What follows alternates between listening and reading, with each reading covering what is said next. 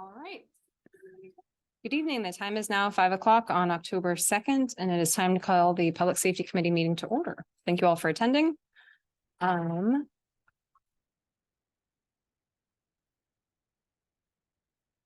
are you able to note attendance for the record? Yep. Wonderful. Thank you. All right. So the first item will be agenda approval. Council members, having seen the agenda, are there any objections? None. Thank Hearing you. none, it is approved. At this time, we typically ask whether there are any members of the public who would like to speak to an item that is not on the agenda. There are no members of the public here in City Hall at the moment. I will check to see if there are any members of the public appearing online, which there are not. So we'll move on to the next item. The next item on the agenda is the approval of the minutes dated September 18th of 2023. Council members, any questions or revisions on the minutes? None. No. All right. In that case, we'll move on to agenda bills. So this is agenda bill 23-121, the interlocal agreement between the cities of Sunnyside and Snoqualmie. And this is the agenda bill seeking to authorize the approval of a new 2023-2024 interlocal agreement with the city of Sunnyside for jail services. Captain Lynch? Yeah, good evening. So I know that I came before you at one of our previous meetings and we discussed the plans of going to Sunnyside, and when I went there and I took a tour of the facility and talked to them about the services that they provide. What I'm coming before you tonight is hopefully for approval for this agenda bill to move this contract forward. I see it as something that will save us immensely in long-term inmate incarcerations. I know that Councilmember Watton had several questions last week that we were able to track down some answers to. I have those here in case we wanted to rediscuss those so the other members could hear. If you're okay with that, I could do that before we move on. Please do, yes. Yeah, so he had asked, will this replace or alter our Issaquah jail arrangement? And the concern is the distance of taking our transporting officer out on a daily shift.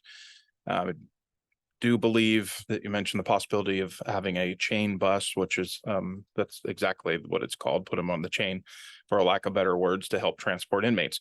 So the situation is that per this contract, we will not have to transport any of our inmates to Sunnyside.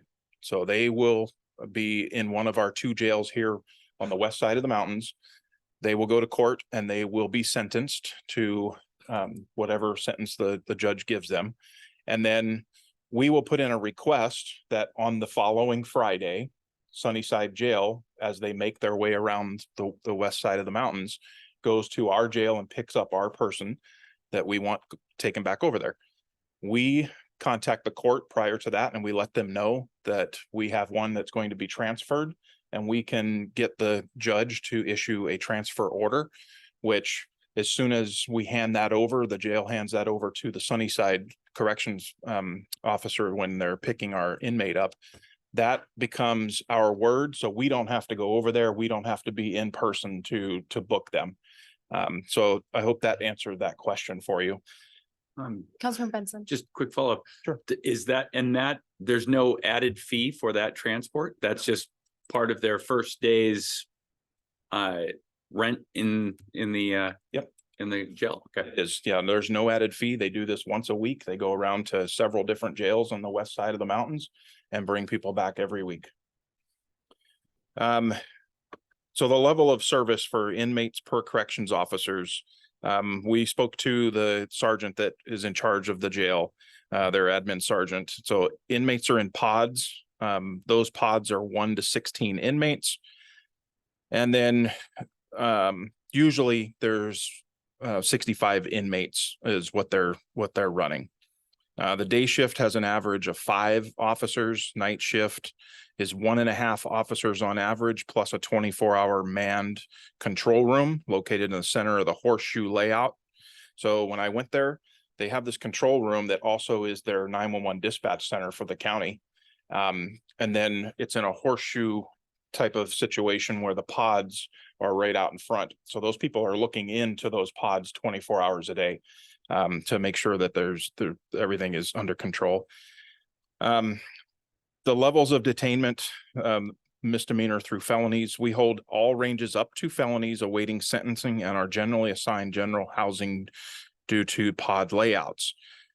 So they segregate per into these different pods for gang affiliation, sex offenders, or the need to segregate a certain person into a different pod. I was also told that they are federally accredited because they do hold a contract with the United States Marshals. So there's even a higher level of accreditation for them to be able to hold federal inmates. The statistics on lockdowns, the sergeant said that we do not lock down due to pod layout, which is comprised of the open bay sleeping area. So they're already locked down in their individual pods. Incidents involving staff would need to be more specific. We talked about that with use of force. They average about 1 use of force per month for a corrections officer using force on an inmate, which seems to be extremely low. So I think they are doing a pretty good job of that. And then the number of deaths to an inmate that they've had in that facility is 0. They've never had one. That's Knock a on good wood. percentage. Medical treatment. So we discussed that. So what happens if we send somebody over there and they start feeling sick and they feel like they need to be taken from the facility to a hospital or a doctor? There is a process that they would be able to make a request for medical.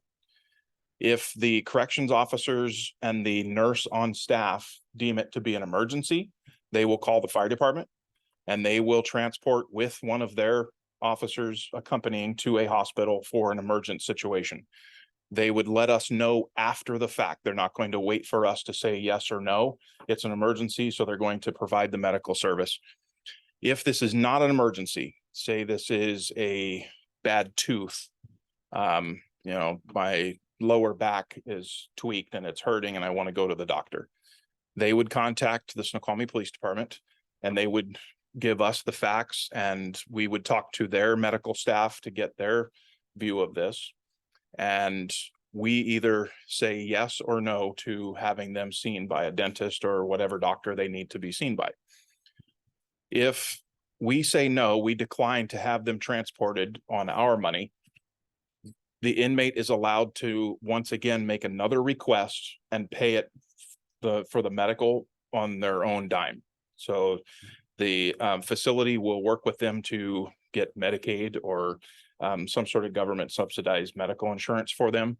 And they can make a request. And at that point, once they have that in place, then they can go and they can be taken to a dentist or, but we are not footing the bill for the medical process on that. I think that pretty much answered most of those questions on and transport to Sunnyside Jail is handled by Sunnyside Transport staff.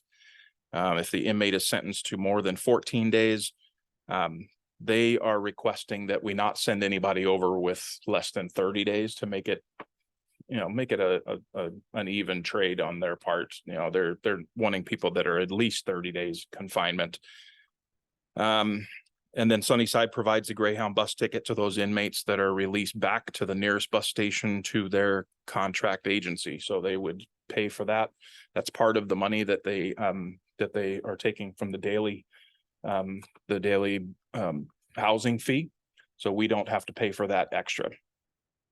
Now, in talking to them, something new that popped up while we were working with the contract, and I put that in the agenda bill, was that they anticipate a 5% increase in their daily base fee for confinement per day each year, starting January 1st of each year for the next few years. They don't know how long, but they wanted us to know that from now until January 1st through the rest of 2023, their confinement per day is sitting at $60.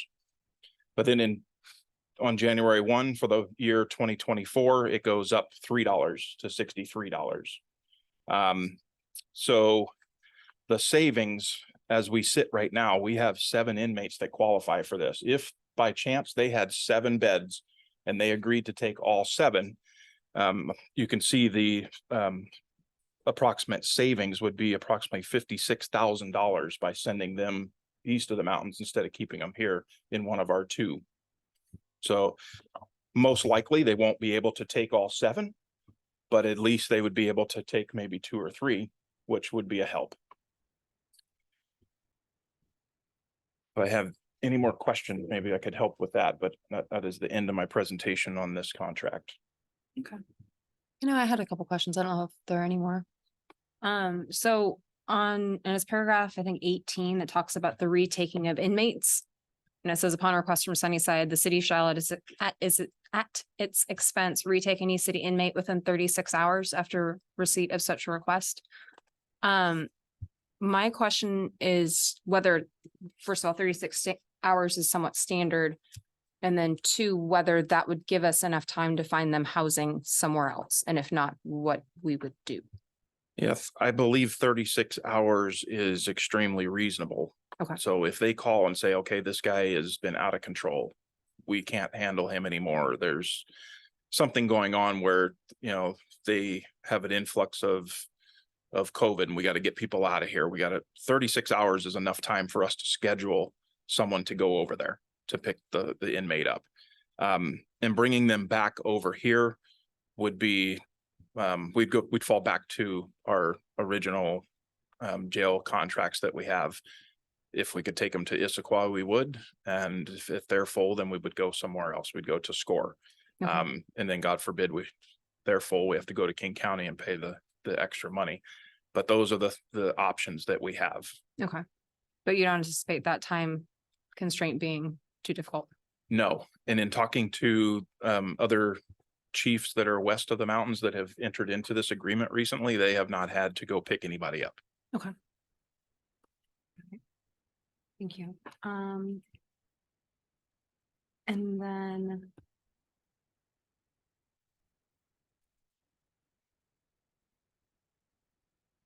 one of the other provisions talked about termination for breach by the city. It said that I think we had 7 days to cure. And I just wasn't sure if 7 days notice would be sufficient time to cure any such breach. But then I was trying to figure out what the situation would be and that we would actually be breaching the contract. And I assumed it would be more of a financial situation. Yeah, Okay, I can't think of any other where we would not be holding up our end. following the rules and upholding what they want. I am speaking to them and I'm speaking to our, our PSO, the one that handles the court and all of the jail transports. There's nothing in here that jumped out as being unreasonable. So I don't think there would be any reason to breach that contract at all. Okay. Thanks. Councilmember Benson? So the soonest we could get this agenda bill passed would be next Monday, right? How soon after that could we start sending folks to Sunnyside? If they have beds, then that Friday. Right. I can't figure out, I'm trying, but I can't figure out anything wrong with this. This looks all good. Yeah, it looks like a great opportunity. Thank you for finding it. Councilmember Watson? The other thing I would add is that by the sounds of the visit the chief made, as well as Officer Mandry, that this is an improvement over the options that our inmates have currently. Yes. So I think that's noteworthy as well. And Yeah.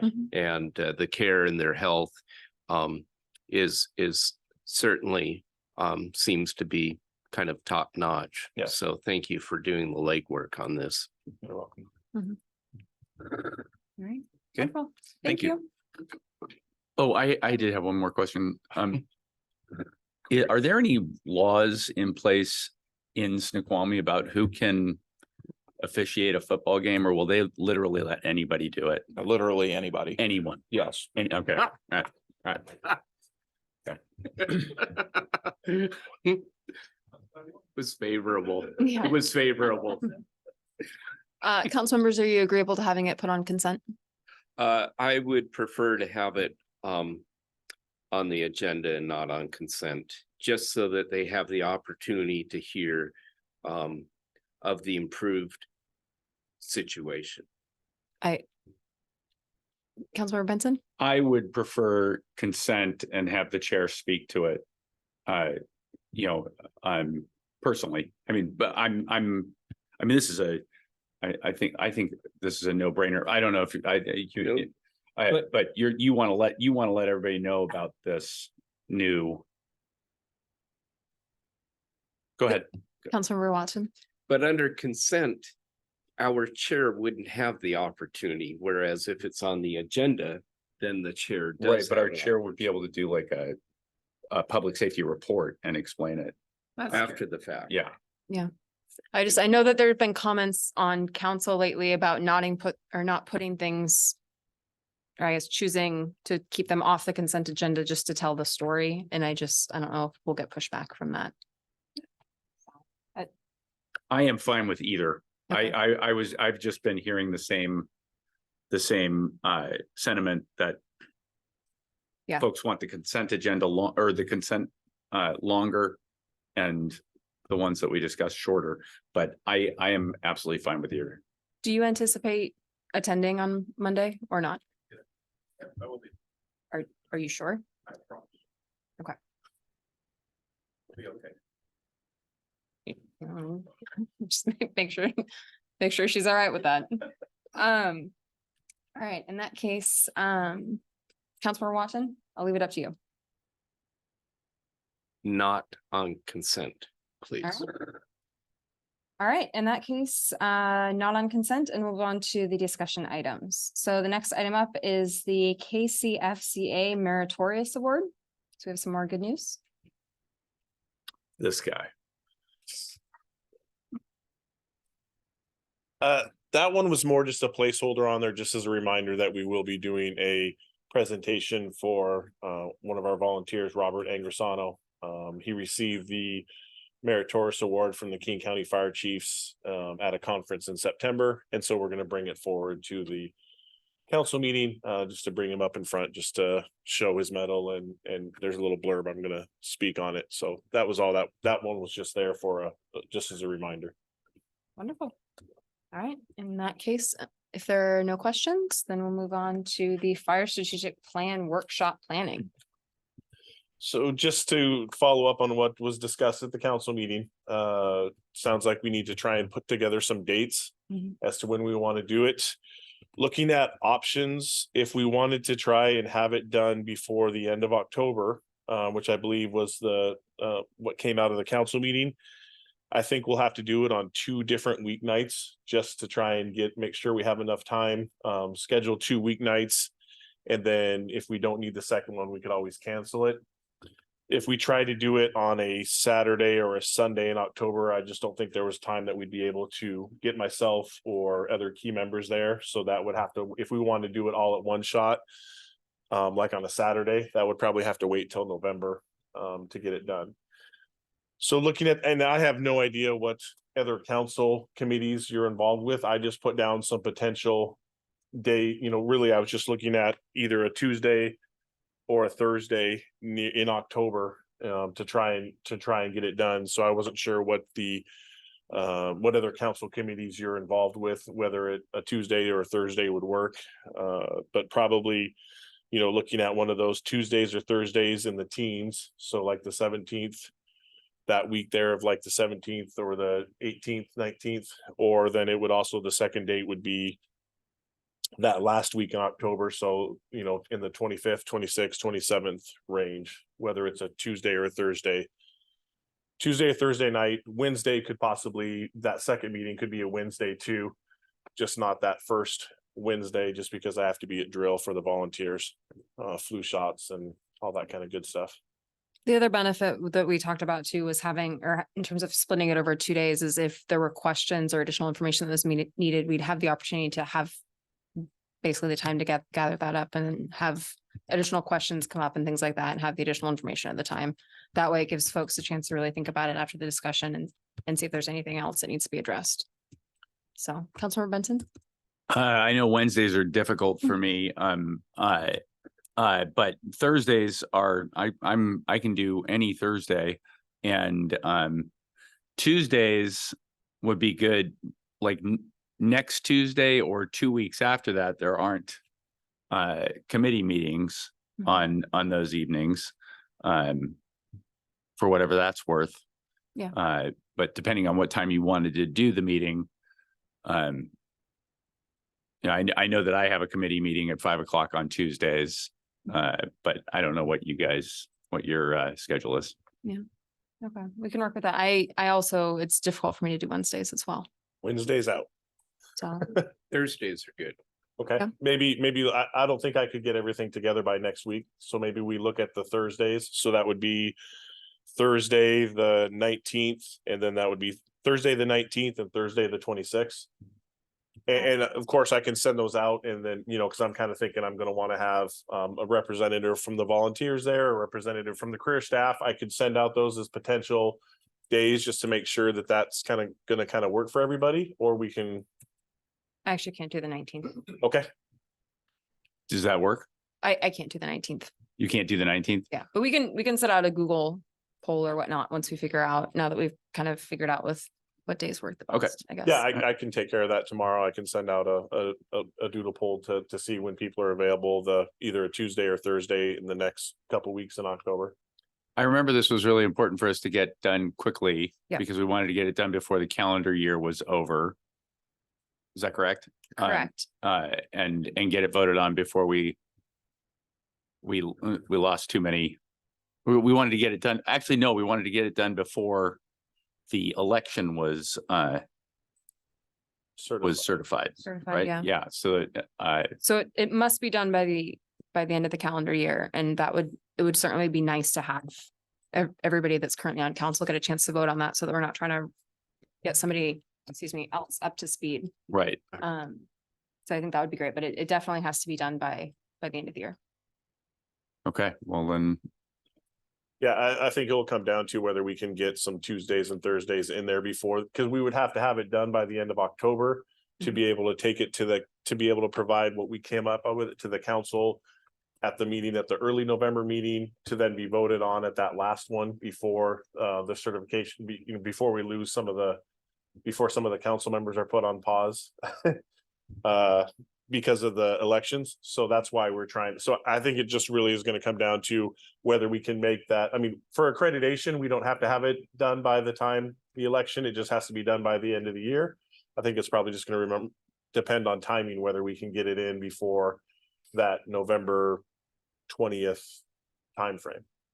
And I can, like I said, I'll put out October, and if October doesn't work, then we can always look at November. It's not as ideal to hold off, but timing wise for accreditation, it doesn't matter. I think we'll be able to find two times. Yeah. I'll send that out tomorrow. Okay.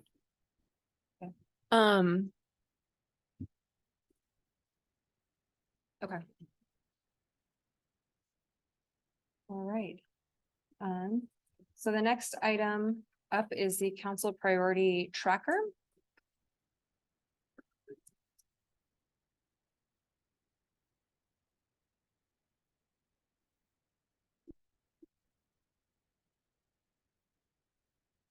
Good evening, Mayor, committee members. So over the past few weeks, the administration's been working with the F&A committee to coordinate some refinements to the council priority tracker. As part of, and then the updated document was presented as a discussion item at council last week. As part of some of those updates, the different topics were split up by council committee, so that each committee could have some more in-depth discussions on each topic. So that's why I'm here tonight, is to kind of get us started on this process. And then I believe after this week, the plan is to turn things back over to individual departments and directors to maintain their items. And then your point of contact for further discussions on council priorities will be the department directors and then council liaisons to get further agenda items on these issues onto your agenda. So if that all sounds good, just as a starting point, I think for the purposes of tonight's meeting, we're just looking to kind of start the conversation off. Take a look at what the items are listed for Community Development Committee, and then Public Uh, safety. oh, sorry about that, public safety, and then community development's after this, my bad. And then it'd be a good time to ask questions about the topics, the status of projects.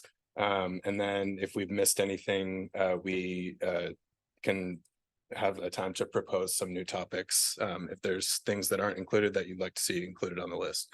So I think with that, I'll go ahead and open it up for discussion. Do you want to put it up on the? Yeah, let screen? me throw that up there.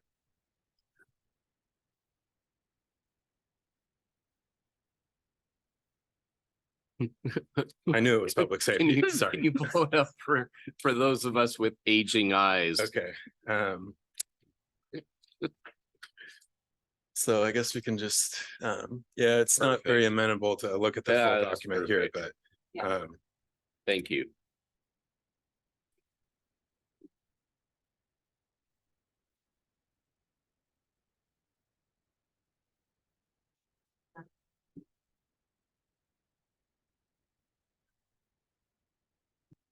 We use a bigger font. A lot of empty space in that box.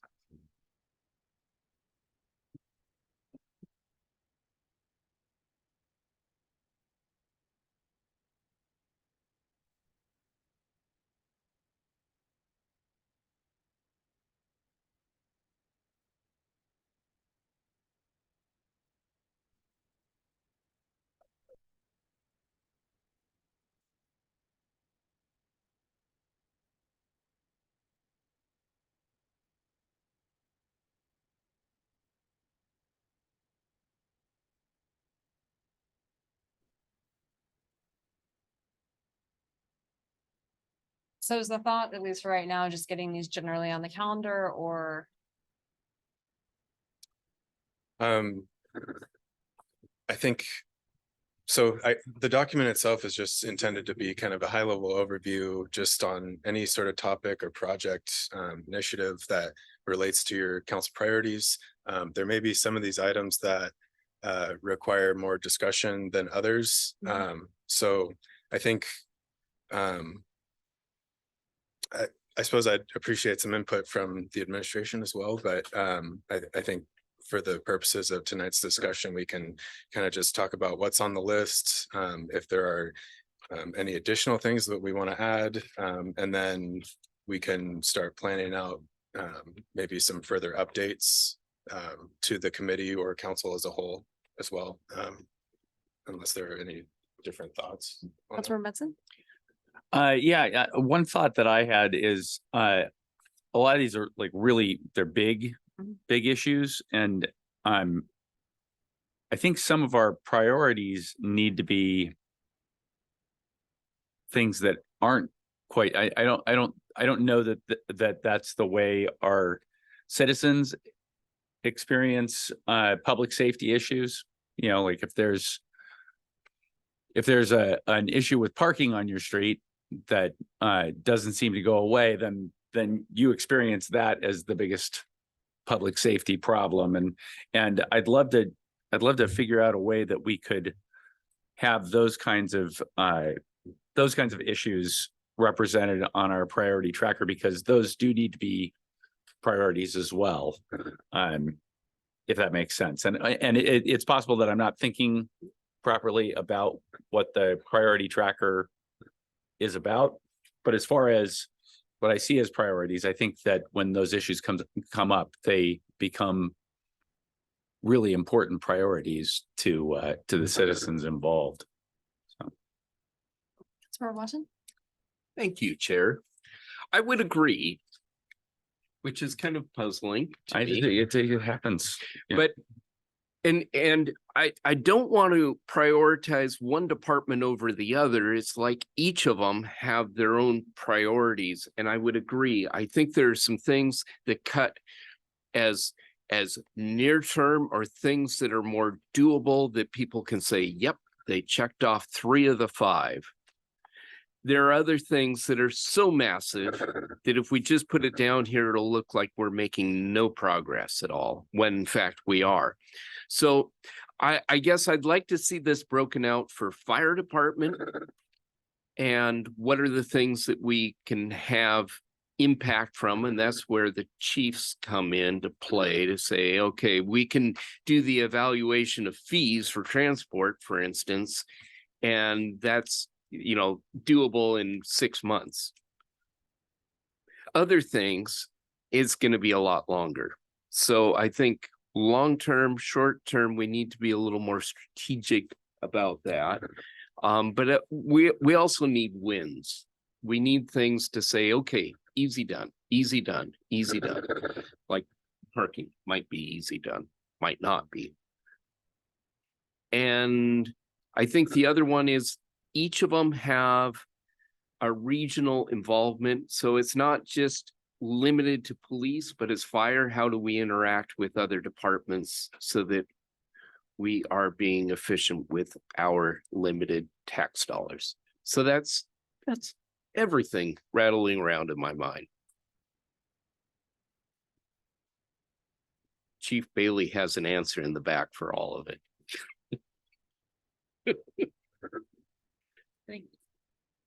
Mike does. So what I'm hearing is two different conversations almost going on. What I'm hearing is staff presented a tracker for the council priorities that were identified during the retreat. That a lot of work went into to identify so that we can use it as a check-in tool on what's going on. And what I'm hearing requested is more of a department work plan. You know, for a quarterly type work plan, and we're going to work on this problem, and that's really granular. And I think that's the mayor's area, and I'm not trying to speak out of turn or anything, but I think maybe the council's supposed to be up here at policies and the really big things. And the mayor should be more focused on whether the chiefs are executing those work plan items. Now, speaking for myself as a public works director, I try to keep my committee very informed on the work that we're doing and how it's happening. And that's how I try to satisfy that itch.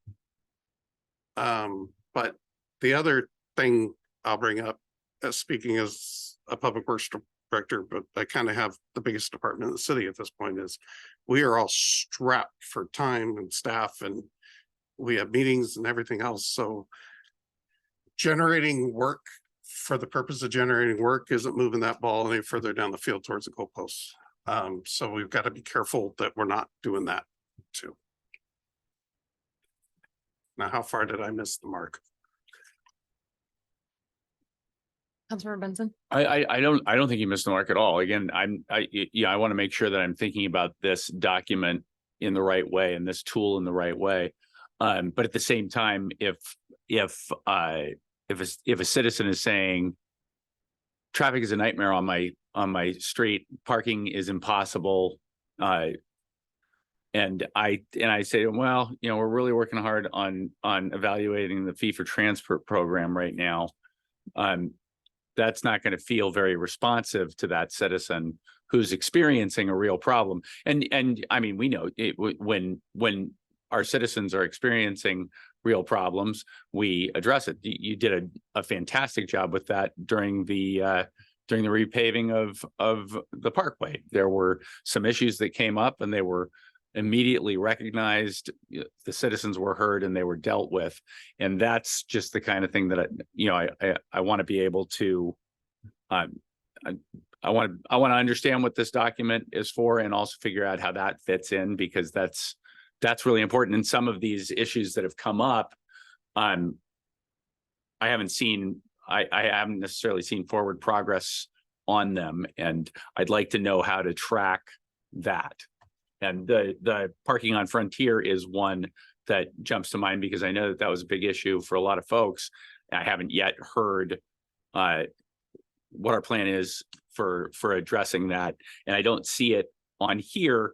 So I freely admit I might not fully understand the point of this document. I just want to make sure that we're doing absolutely everything all the time without creating make work projects for an overtaxed staff.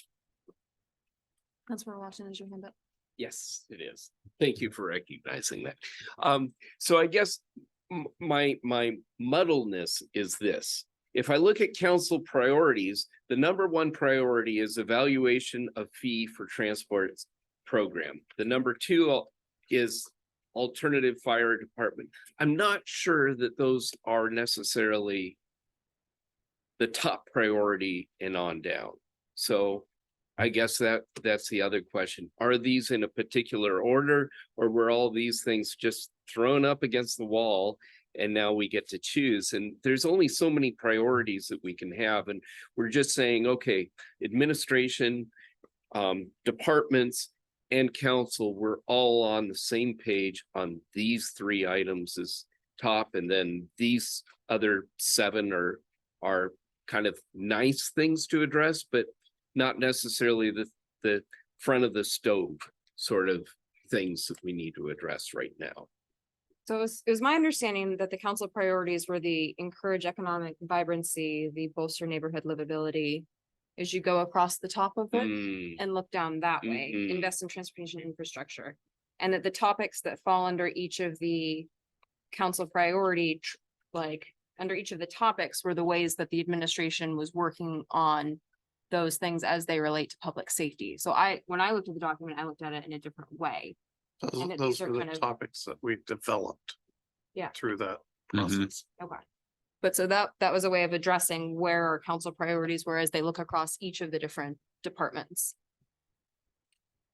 Yeah, Carson. So if you recall the council retreat that we had earlier this year in March, a lot of the topics that you see on the left-hand side here were things that were put up on the board in the discussion that you had with the facilitator. So hopefully most of those topics should be familiar, and there were some new things that were added by staff that staff thought were pertinent to the discussion as well. So just wanted to throw that out there as well.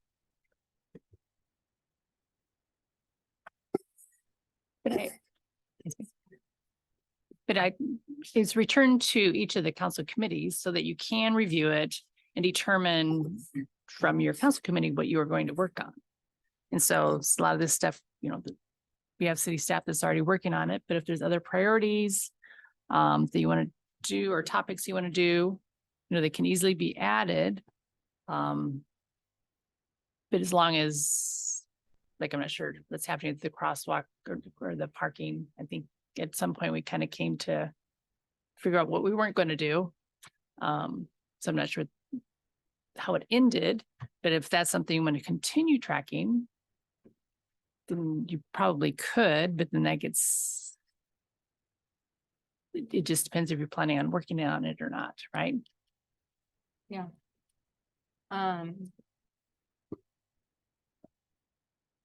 And some of these too will just have to fit in with what the other calendar topics will be as there's bandwidth on that.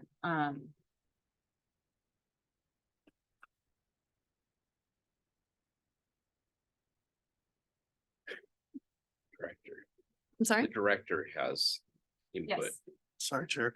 Just one other thing, that the people that were pointing out these priorities aren't here anymore.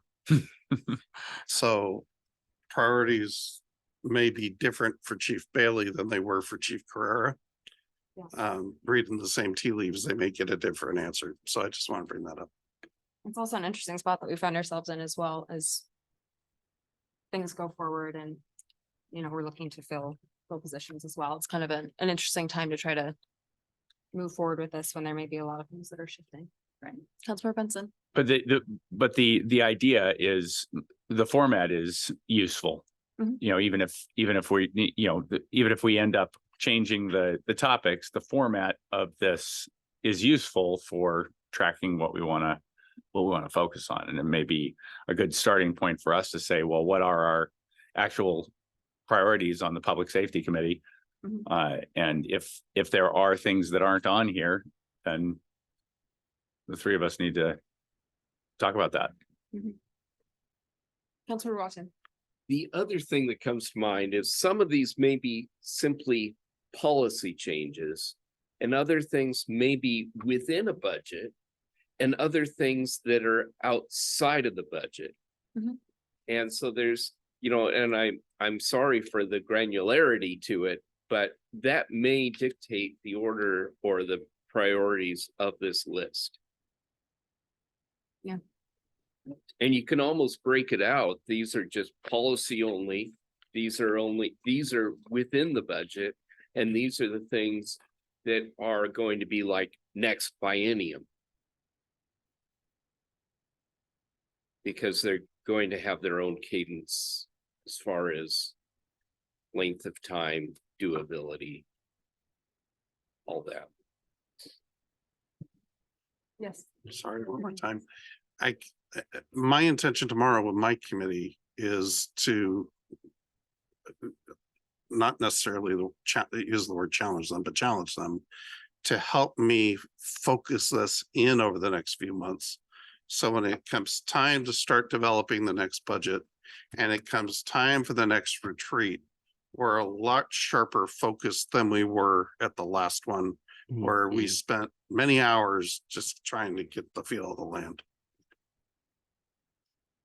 Sure. Yes. So then would your suggestion be that maybe this is too many topics for our committee to focus on as top priorities, and that maybe we need to tighten our focus? Is that what I'm hearing you saying? I would say that it's a little different with this one because you got two agencies. But I would say maybe two for each agency so that they can focus on how they're going to accomplish. I just want to add, based on the conversation, ones that I think can easily be taken off of there because they're already in progress and they're things that are more procedural than council would be the CEMP, the accreditation, and the EOC. Those are things that are going to happen maybe not the EOC because that might have to take some money down the road or might have to be some priorities. But for sure, the CEMP and the accreditation can be taken off those because they're really just, like I said, they're things that are already in progress. They're not necessarily, I would say, at the policy level of per se the Public Safety Committee.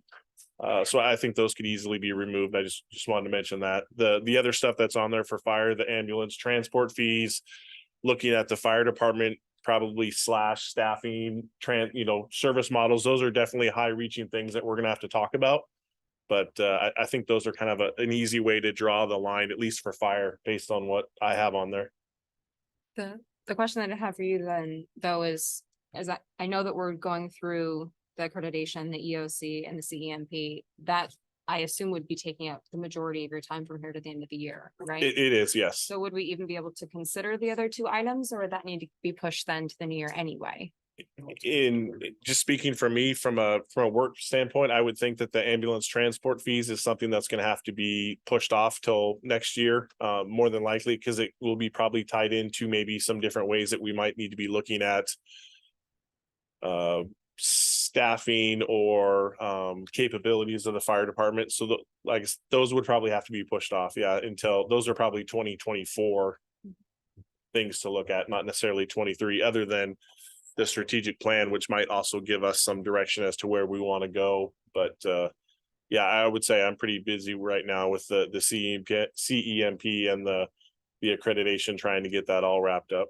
So if that's the case, then would it make more sense to leave those three items on and just plan on getting updates and talking about them as needed? Since there wouldn't be the bandwidth for the others, or Councilor Watton? I think, thank you, Chair. I think Chief Bailey makes a very good point in that this helps us to focus on strategic planning that the council needs to be doing. We don't have to tell the fire department how to put out fires because they know how. what we need to focus on are the big picture items of where we're going over the next few years. And that's, to me, those are the council priorities. The rest are administration. And as long as those things are happening, it really shouldn't be a concern to the council. It allows us to see out 5 years or 10 years, which that's what we really should be focused on. Councilor With the Hudson? understanding that in those future years, we still don't want the fires to go out. Right. Yeah, keep doing that. It's good stuff. Yes, Mayor? So did you just say no sidewalks and we should focus on the EOC and CEMP? Or you're saying, yes, we need to have sidewalk or parking on there, and I'm trying to figure out what you just said. I think we need to narrow down what are the things that we can do to change the direction. I mean, if it's a matter of looking at regional fire authority, if that's the direction the council wants to take, that is a bigger issue that the council should take on. But other things like balancing the accounting for the city is taken care of by staff, and it's not taken care of. It's not our job to make sure that books are closed out at the end of the month, other than if the work is done. That makes sense. So we can focus on policy setting.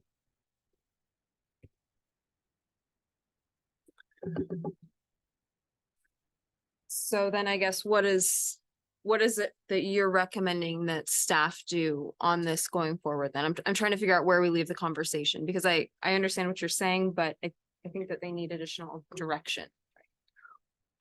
We need more focus on, you know, the 2-year, 5-year plan than we do on the short-term implementation of what we've already passed, the budget that we've already passed. Okay. Is that helpful? Is that?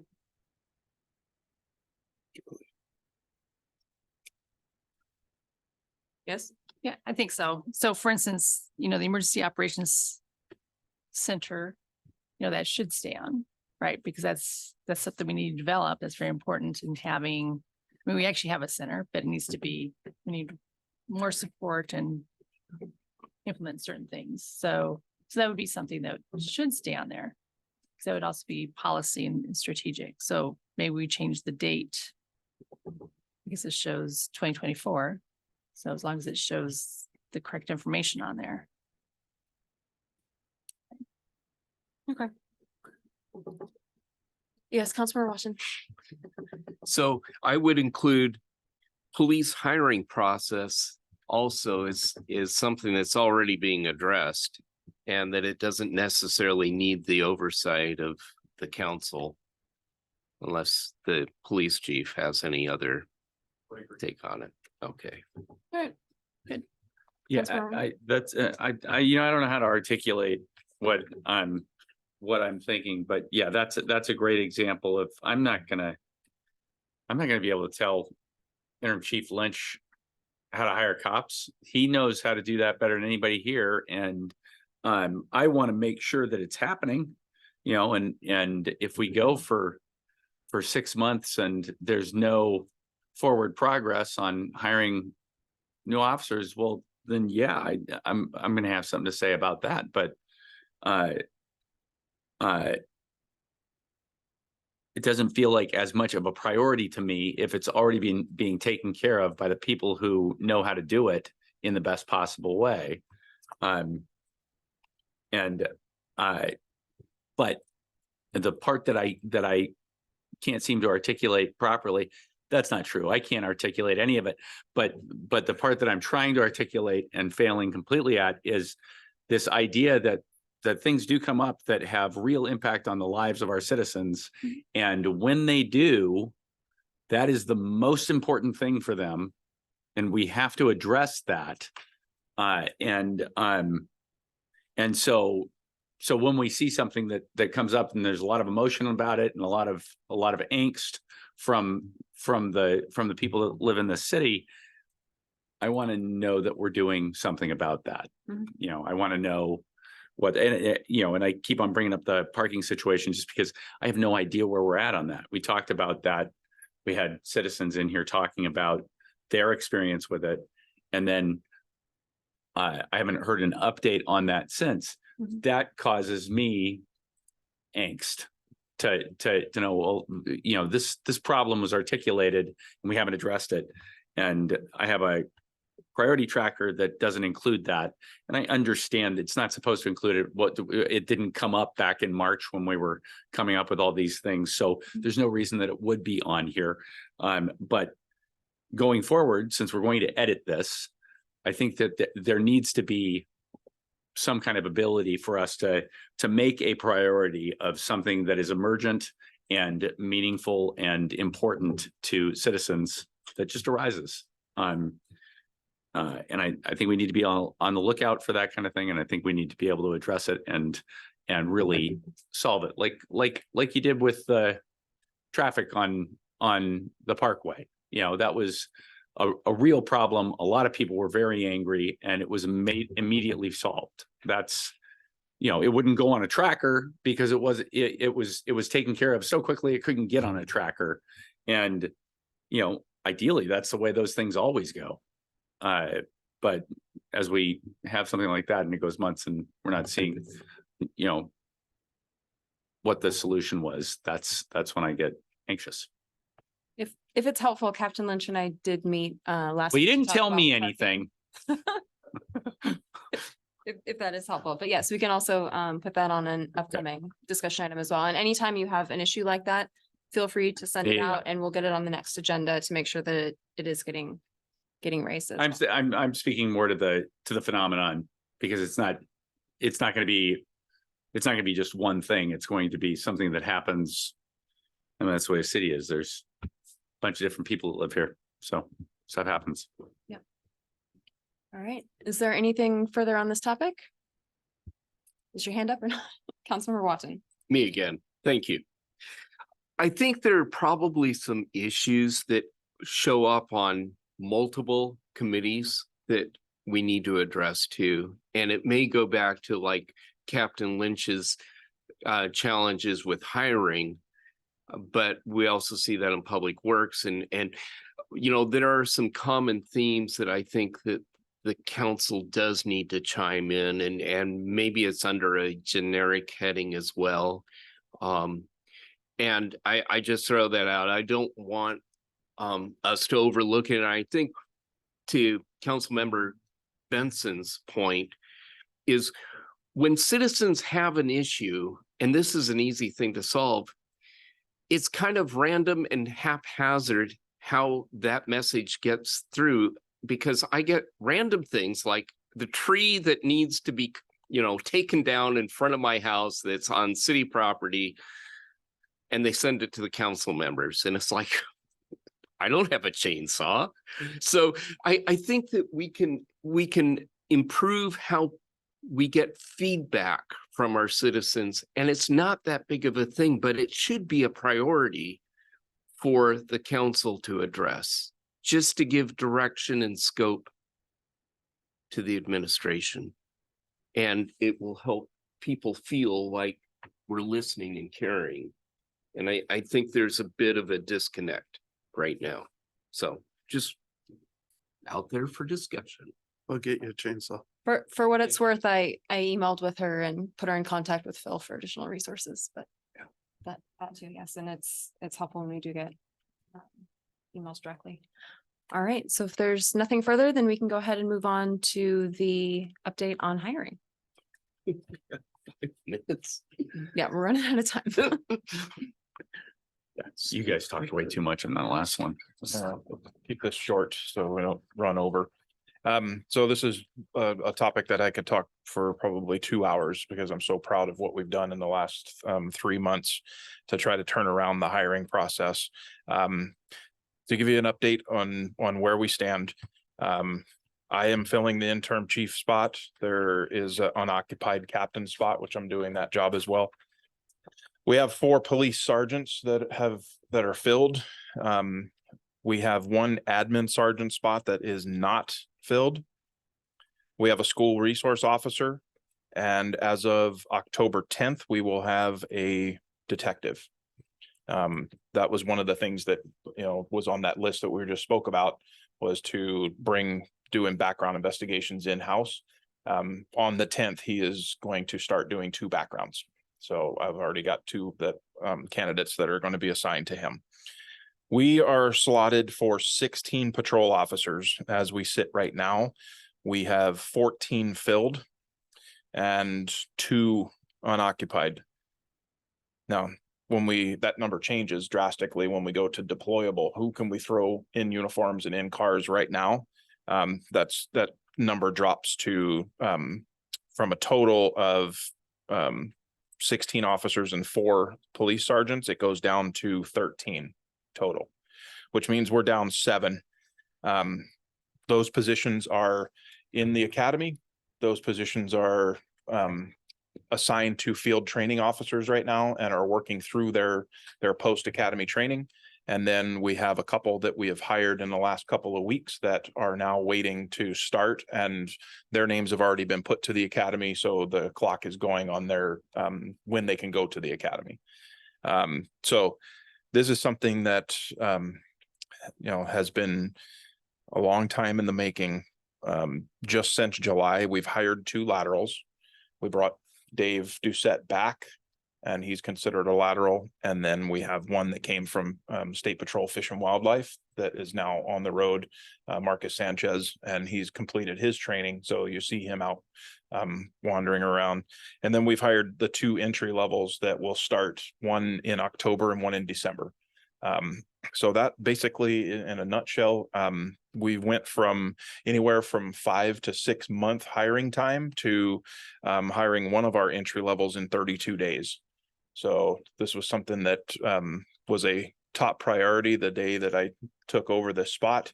And with the help of the administration, with the help of Kim Johnson and HR, and LT and Melinda, we have revamped this whole thing. We've assigned an officer as a recruiting officer. So Officer Chase Smith goes out to public safety testing events and recruits and gets people to sign up so we can get their scores. And the list went from maybe 6 or 7 people that we could test to we've had to shut it down for a little while because we have too many. So, and then, thinking about the level of applicants that we're seeing, you would think, who's crazy enough to do this job in 2023? We have some really good candidates that are coming through, and we have not had to drop our standards at all. We are hiring the best people that we can possibly find, and it hasn't gone down at all. So that's the brief update since we're running out of time. So if you have any questions, I can do my best to answer those. Wonderful news. Council members? Thank you. You're welcome. Great job. Thank you. Right. And that puts us at the end of our agenda, as well as the end of the time that we have slotted. So unless there's anything further, we're adjourned. Thank you.